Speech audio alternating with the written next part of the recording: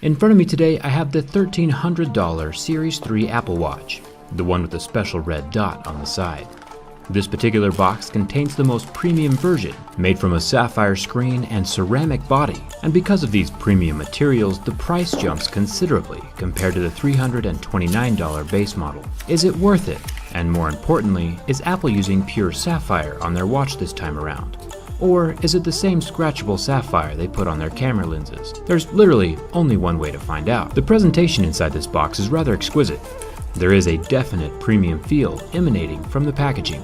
The back of the watch lists its build materials, sapphire and ceramic, pretty premium stuff, top of the line construction. I purchased another pure sapphire crystal Tissot watch to test as well. And I'll be honest, it hurts me more to scratch the Tissot than it does the Apple Watch. Let's hope the Apple Watch can hold its own against my Mohs hardness picks. This Mohs hardness scale has been used to differentiate between minerals for over 200 years, with talc powder being a level 1 and diamonds being the hardest at a level 10. Every mineral has its place on the scale. Normal glass is a 5.5, so we see most smartphone screens scratching at a level 6, since something can only be scratched by a material harder than itself. Sapphire crystal, like on one of Tissot's premium high-end watches, scratches at a level 8 or 9. Even HTC managed to use real sapphire on one of their HTC Ultra Sapphire Edition displays. That was pretty impressive.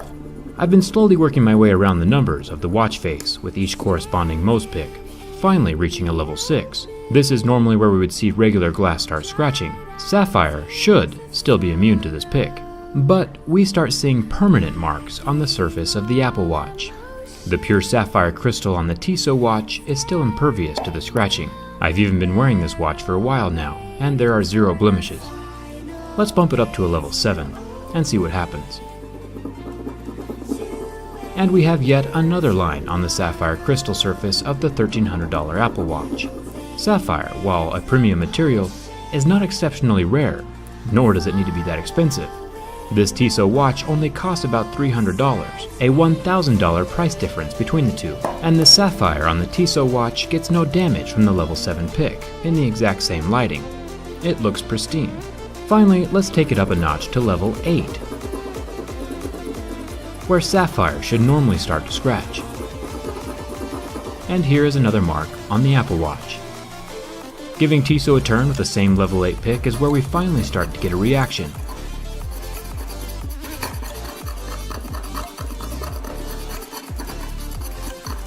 Damage has been done at a level 8, right where we would expect sapphire to be.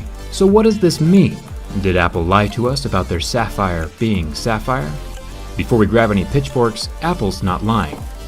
This tool detects heat conductivity in gemstones, sapphire and diamonds being some of those gems. And the display of this Series 3 Apple Watch registers as a gemstone, which means that the sapphire is present, the same way that this Tissot watch registers. Glass, however, like on this iPhone 8, transfers heat differently and does not register as a gemstone. This means that the Apple Watch does have sapphire in it. I tested the lens on my Galaxy S8, which is also made from glass, and it has no reading on the diamond selector tool. But the sapphire camera lens of the iPhone 8 does register.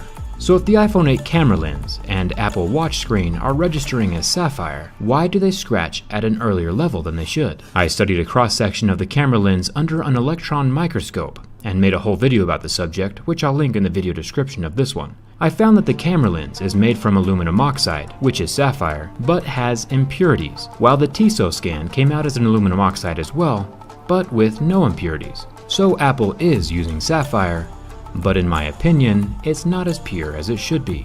Hence the fracturing and the damaging that happens earlier than it should. Checking the ceramic body shows that it scratches at a level 8 in the bottom corner, but no marks were made with a level 6 pick in the top right or 7 in the bottom right, so no issues with the ceramic.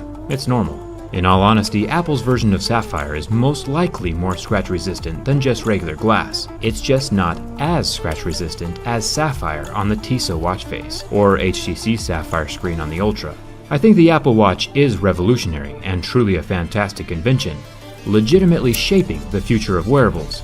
I'm not saying don't buy the Apple Watch, but you might be better off buying the base version as it does the same thing and save yourself $1,000. The stainless steel has sapphire in it as well at $600, just don't buy it specifically for the Sapphire. It did occur to me that the permanent fractures that appear on the watch could be from the oleophobic coating that covers the surface of the screen. When I've done my burn test on the 75 different smartphones on my channel, the flame always removes any oleophobic coating in the spot that's burning. So in theory, if the oleophobic coating is scratched and then evaporates, the marks should be gone. As I remove the flame from the Apple Watch, the marks remain and don't rub off. Oleophobic or not, the marks are permanent. And here is the Tissot watch one more time in the exact same lighting and the exact same zoom on my camera, with no markings at a level 6 or 7. So what do you guys think about all this? Let me know down in the comments. And remember, I'm just one guy with one watch.